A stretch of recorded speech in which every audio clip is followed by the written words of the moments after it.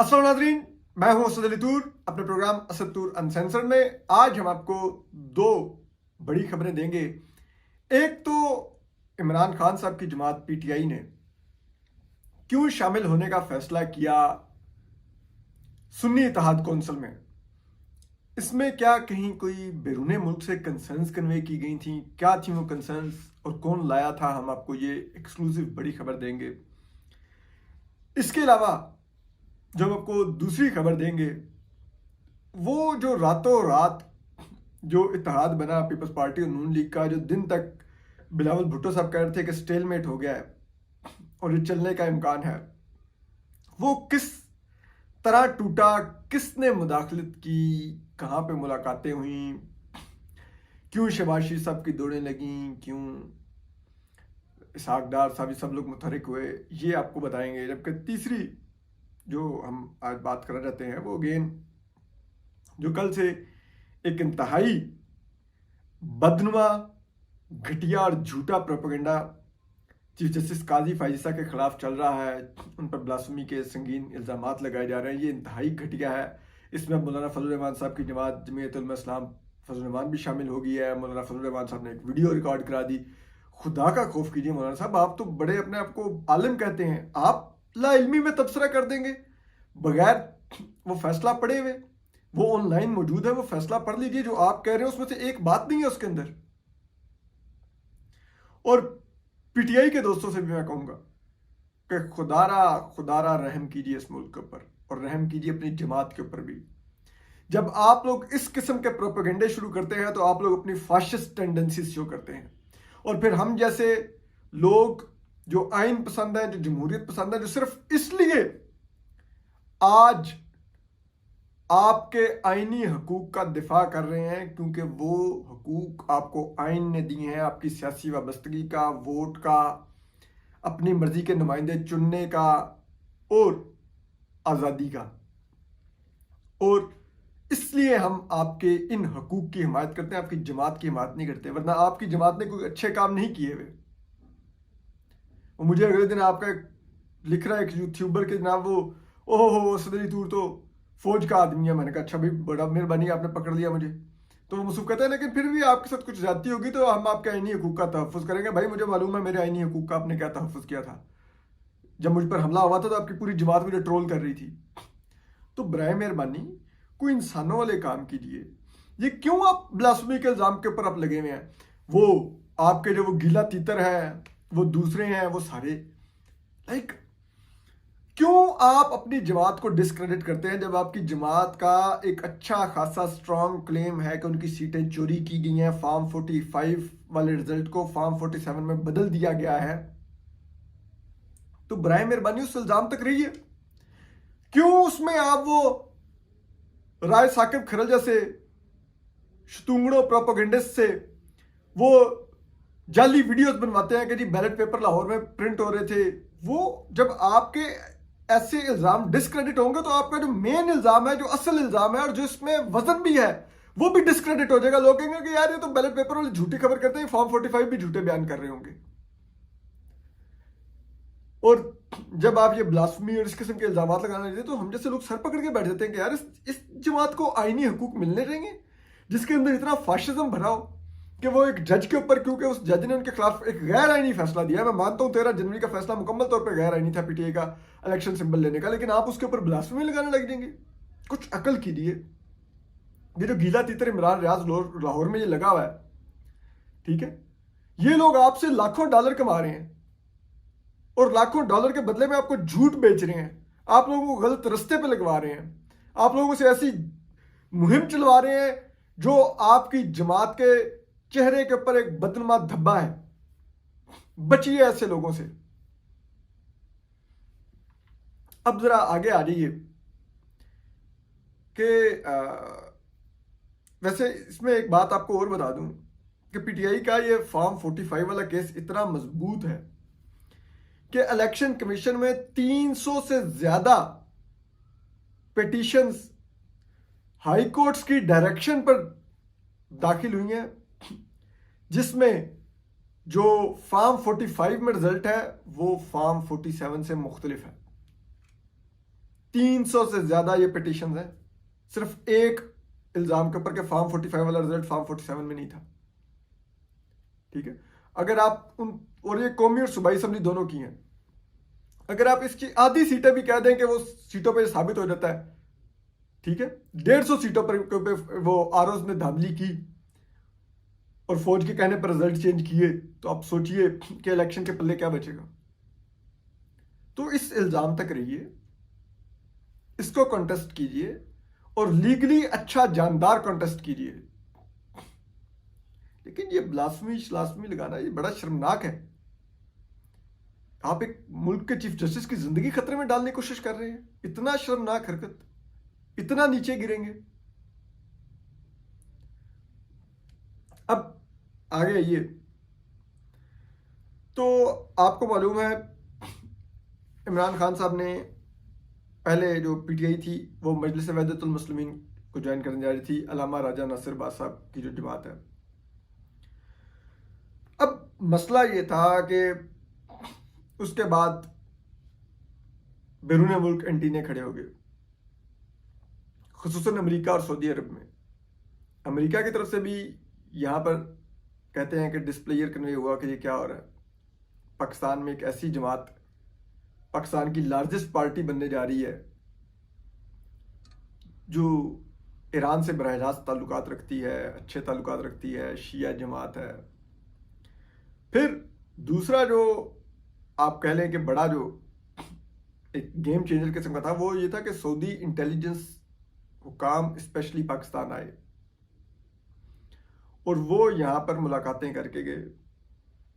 उन्होंने पीटीआई के लोगों से मुलाकातें की, उन्होंने पाकिस्तान की मिलिट्री क़यादत से मुलाकातें की और उसमें उन्होंने कहा कि जो राजा नासिर बाज़ साहब हैं ये क्लास फेलो हैं हसन नसरुल्लाह के, जो हिजबुल्लाह के चीफ हैं, इनके ईरान से ताल्लुकात बहुत करीबी हैं।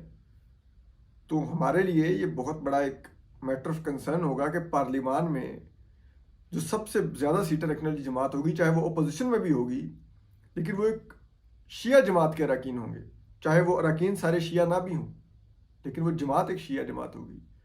और आपको पता है सऊदी अरब और ईरान की सेक्टेरियन टेंशन तो बहुत ज़्यादा है और इसकी प्रॉक्सी वार पाकिस्तान में बहुत एक 80 की दहाई से लड़ी जा रही है, जिसमें दोनों तरफ हज़ारों माओं के कीमती बेटे बेटियां बहन भाई शहीद हो चुके हैं। तो वो एक था। फिर ये चीज़ें इमरान खान साहब के गोश गुजार की गई, उनको बताया गया कि ये कंसर्न्स हैं, तो आप देखिए। उसके बाद इमरान खान साहब ने फिर ये सोच विचार करके फैसला किया कि ठीक है हम सुन्नी इत्तेहाद कौंसिल ज्वाइन कर लेते हैं। अब सुन्नी इत्तेहाद कौंसिल के जो अपने चीफ हैं वो भी आज़ाद लड़के जीते हुए हैं, साहबजादा हामिद रजा साहब। बहरहाल उन्होंने अपनी पार्टी वापस ज्वाइन की और अब इन लोगों ने भी जो 89 पीटीआई के आज़ाद उम्मीदवारों ने जो कह रहे थे ना कि ये पीटीआई के आज़ाद उम्मीदवार छोड़ के भाग जाएंगे या दूसरी जमातें ज्वाइन कर लेंगे, वो पीटीआई के लोगों को अब नज़र आ गया है कि अगला इलेक्शन बहुत करीब है। इस इलेक्शन में हमने लिटा दिया है मिलिट्री एस्टेब्लिशमेंट को अपने वोट से, तो अगले इलेक्शन में तो उड़ा के रख देंगे, कोई इमरान खान को नहीं रोक सकता और वो अगला इलेक्शन ज़्यादा दूर नहीं है।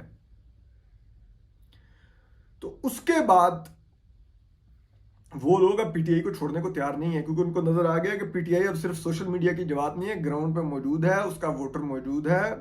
और ये साल डेढ़ में इन जमातों को जिनको मिलिट्री एस्टेब्लिशमेंट इक़्तिदार में लाई है, ये जिस किस्म के फैसले लेंगे उसके बाद जब ये गिरेंगे और नया इलेक्शन होगा तो ये ढूंढने से भी नहीं मिलेंगे कि इनका कौन सा उम्मीदवार जीता है।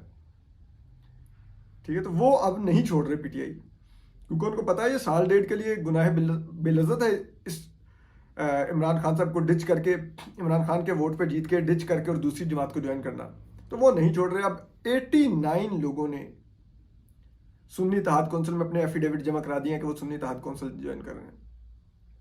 3 लोग रह गए हैं, ये वो 3 लोग हैं जिनका कामयाबी का अभी तक नोटिफिकेशन नहीं जारी किया इलेक्शन कमीशन ने। जिस दिन वो भी जारी हो जाएगा वो भी सुन्नी इत्तेहाद कौंसिल में एफिडेविट जमा करवा देंगे। एक पीटीआई का रुकन था जिसने पार्टी को डिच किया और दूसरी साइड ज्वाइन की, नून लीग। तो ये हालात हैं। इसी तरह पंजाब असम्बली में भी 100 से ज़्यादा पीटीआई के अरकान ने सुन्नी इत्तेहाद कौंसिल के अंदर अपने जमा करा दिए एफिडेविट।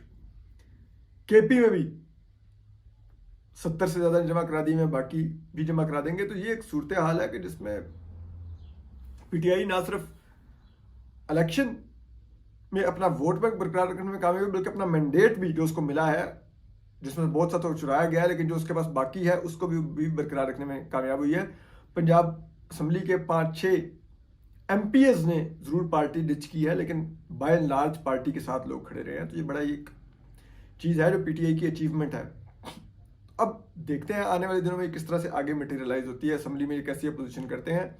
अगर इन्होंने असम्बली में अपने कार्ड्स स्मार्टली खेले तो ये हुकूमत साल सवा साल चल गई तो बड़ी होगी, अदरवाइज ये हुकूमत आई ही गिरने के लिए है।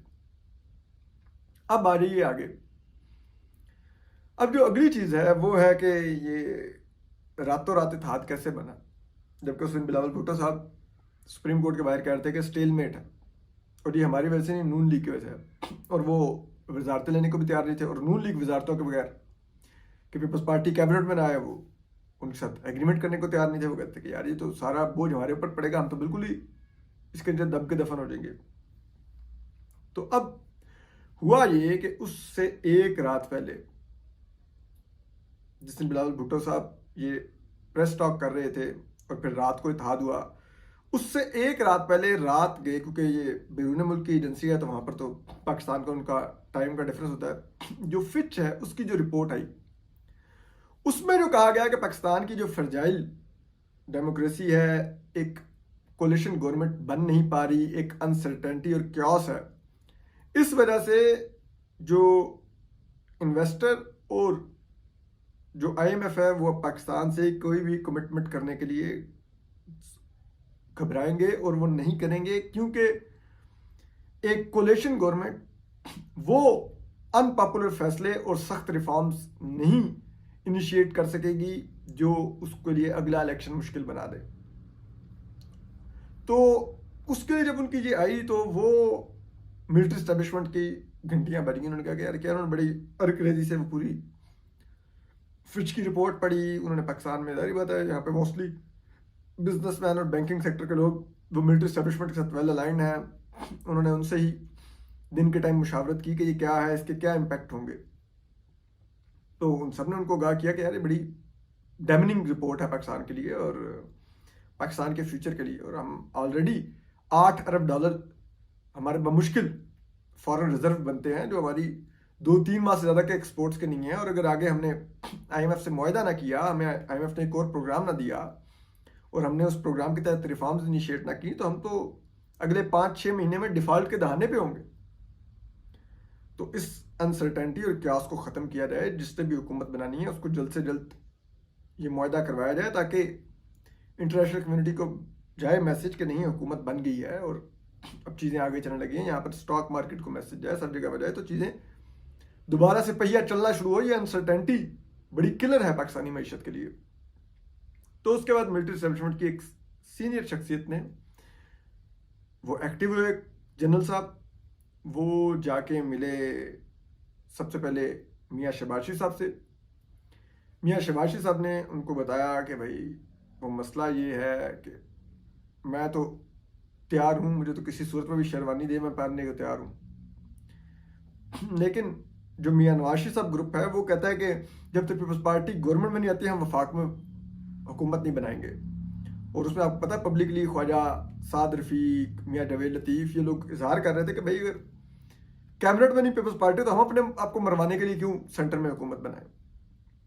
तो फिर उन्होंने कहा इसका हल, तो उन्होंने कहा कि आप मियाँ नवाज शरीफ साहब से बात करें। तो उन्होंने कहा आप क्यों नहीं करते मियाँ नवाज शरीफ साहब से बात। उन्होंने कहा कि भाई मियाँ नवाज शरीफ साहब मुझे डांट देंगे, वो कहेंगे तुम्हें शहबाज शेरवानी पहनने का शौक पड़ा हुआ है, ठीक है, और मेरी पार्टी का पॉलिटिकल फ्यूचर स्टेक पे लगा हुआ है। तो फिर उन्होंने कहा कि फिर कैसे बात की जाए, तो उन्होंने कहा इसहाक डार को एंगेज करें। और ये मुलाकात इस्लामाबाद में हुई। उसके बाद मियाँ शहबाज साहब लाहौर निकल गए और ये मिलिट्री एस्टेब्लिशमेंट की शख्सियत इसहाक डार साहब के पास पहुंच गई। वहां पर इनसे बातचीत हुई, इसहाक डार साहब को तमाम चीज़ समझाई गई। जाहिर बात है इसहाक डार भी फाइनेंस मिनिस्टर रहे हैं, मईशत उनको नहीं पता तो किसको पता है, तो उन्होंने भी समझ लिया कि हाँ फिच की रिपोर्ट बड़ी डैमनिंग है, और उन्होंने कहा ठीक है मैं जाके बात करता हूँ मियां नवाज शरीफ साहब से। वो फिर मरी चले गए। उन्होंने जाके मरी 1 घंटा मियां नवाज शरीफ साहब को बस लगाया, उनको कन्विंस किया कि आप मुलाकात करें, इस्टेब्लिशमेंट की शख्सियत आ रही है और इसमें कुछ वे आउट निकालें, और ठीक है अगर पीपल्स पार्टी नहीं भी कैबिनेट में आती तो चले हम एग्री करते हैं। तो उसके बाद इस्टेब्लिशमेंट की ये शख्सियत गई, मरी से आगे शांगला गली है, वहाँ पर शांगला हिल शांगला गली, वहाँ पर एक मिलिट्री इस्टेब्लिशमेंट के ही एक सेफ हाउस में या आप कह लें एक रेस्ट हाउस में, वहाँ पर मियां नवाज शरीफ साहब और इसहाक डार साहब से एक मुलाकात हुई। वहाँ पर चीज़ें डिटेल में डिस्कस हुई, फ्यूचर डिस्कस हुआ, चीज़ें डिस्कस हुई। उसके बाद यही शख्सियत फिर वहाँ से इस्लामाबाद पहुँचे। मियां नवाज शरीफ साहब ने लाहौर मियां शहबाज शरीफ साहब को फ़ोन किया कि आप आ रहे हैं इस्लामाबाद, और ये अब्बास ज़रदारी साहब को लाएंगे और आप ये एग्रीमेंट साइन करें। और फिर यही मिलिट्री इस्टेब्लिशमेंट की शख्सियत जाके इस्लामाबाद में आसिफ ज़रदारी साहब से मिली। मीनवाइल शहबाज शरीफ साहब ने लाहौर से वापस इस्लामाबाद का सफ़र किया। इन्होंने इस्लामाबाद में फिर मिलिट्री इस्टेब्लिशमेंट की शख्सियत से मुलाकात करके जो आसिफ ज़रदारी साहब से, वहाँ से इनको मनाया गया, इनको कहा गया ठीक है ये टर्म्स आप आ जाएँ, लेकिन अब ये है कि कौमी असम्बली का आप स्पीकर नहीं लेंगे, वो फिर नून लीग को ही दें ताकि वो फिर कौमी असम्बली को कंट्रोल कर सकें, सेनेट आप ले लें फिर। और फिर वो फार्मूला तय पाया कि ठीक है गवर्नर पंजाब आप ले लें, केपी का गवर्नर ले लें, बलूचिस्तान में नून को गवर्नर दे दें, फिर सिंध में नून को दे दें। तो यूँ एक पावर शेयरिंग फार्मूला उस वक्त तय पाया, और उसके बाद फिर रातों रात आसिफ ज़रदारी साहब पहुँचाए गए। फिर वो भी आके बैठे, फिर इसहाक डार साहब के घर दोबारा मुलाकात हुई, चीज़ें तो ऑलरेडी तय हो चुकी थी, और वहाँ पे फिर एक फॉर्मेलिटी के तौर पे दुआ खैर हुई, और फिर यूँ हुकूमत बन गई और ये मुआहदा तय पा गया। अपना ख्याल रखिए, अल्लाह हाफिज़।